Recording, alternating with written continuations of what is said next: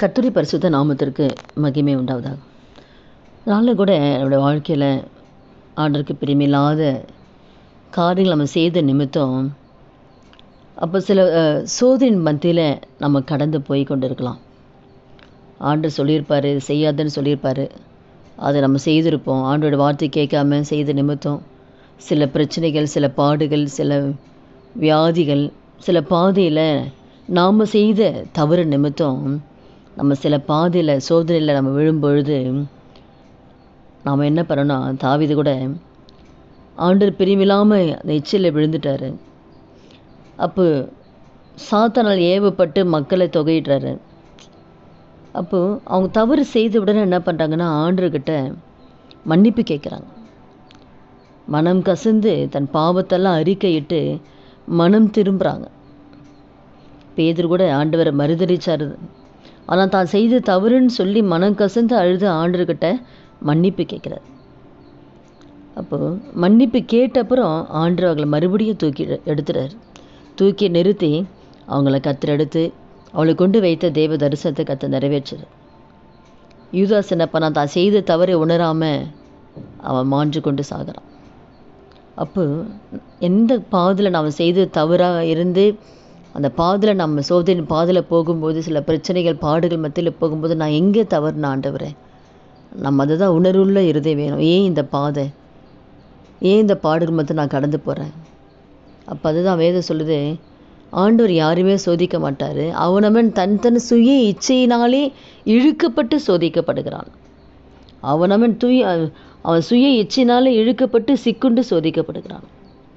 அப்போ நம்மளுடைய சுய இச்சையினால தான் ஆண்டவருக்கு பிரியமில்லாத ஆண்டவருக்கு சித்தம் கேட்காம நம்ம செய்கிறது காரியத்தை நிமித்தம்தான் நம்ம சோதிக்கப்படுகிறோம். ஆண்டவர் சோதிக்கிறவர் இல்லை, பொல்லாங்கனால அவர் சோதிக்க மாட்டார். அதனால் அப்படி நம்ம சோதனை நம்ம எந்த காரியத்தில் நம்ம ஆண்டவர் பிரியமில்லாமல் செய்து விழுந்திருக்கிறோமோ, நம்ம ஆண்டவருடைய சமூகத்தில் பாவ மன்னிப்பு கேட்டு அறிக்கையிட்டு இனி அந்த தவறு நான் செய்ய மாட்டேன்னு சொல்லி அதுலேருந்து நம்ம மனம் மாறும்போது நிச்சயமாக கர்த்தர் நம்மளை தூக்கி நிறுத்தி ஆண்டவர் ஸ்தானத்தில் கர்த்தர் வைத்திருக்க அந்த ஸ்தானத்தில் கொண்டு போய் கர்த்தர் நிறுத்துவார். ஒரு ஆடு கூட ஒரு வரப்பில் போகும்பொழுது கால் தவறி சேற்றில் விழுந்துருது.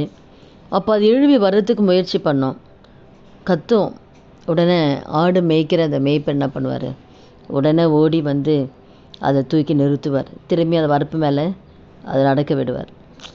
அப்போ அது சோதனையில் விழுந்தப்போ அதே போல் தான் ஆண்டவராகிய இயேசுவும் சோதனை விழுந்துட்டா கூட ஆண்டவர் நோக்கி நம்ம கூப்பிடும்பொழுது நிச்சயமாக ஒவ்வொருவரையும் தூக்கி எடுத்து திரும்பி அவர் நல்ல பாதையில் நடத்துவார்.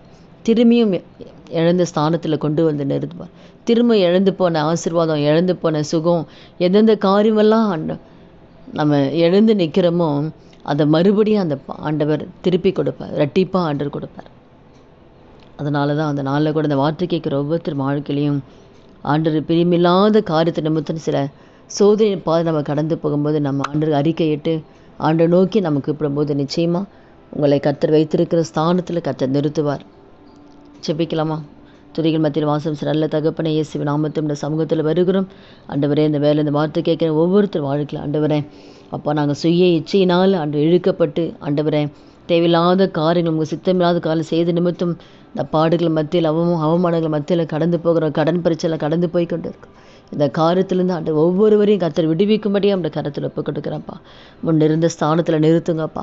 மறுபடியும் ஒவ்வொருத்தரும் வாழ்க்கையில் ஆண்டு இரட்டிப்பான ஆசீர்வாதம், இரட்டிப்பான நன்மை, இரட்டிப்பான சுகத்தை கர்த்தர் கொடுத்து ஒவ்வொருவர் வாழ்க்கையில் ஒரு அற்புதத்தை தேவன் செய்யும்படியும் அந்த கருத்தில் ஒப்பு கொடுக்குறேன். இயேசுவின் நாமத்தில் ஜெபிக்கிறோம் நல்ல பிதாவே, ஆமென்.